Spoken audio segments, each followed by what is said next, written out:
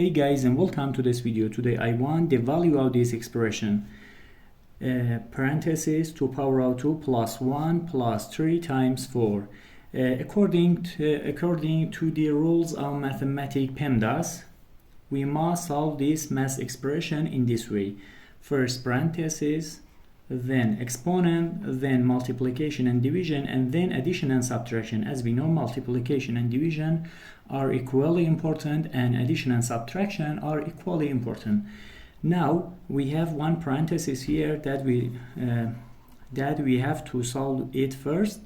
2 power of 2 is equals 4 plus 1 gives us 5.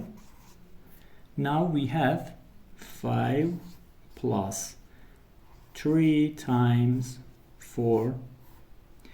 In PEMDAS, we must solve this multiplication first, not this addition. So we have 3 times 4 is equals to 12. Now 5 plus 12 gives us 17.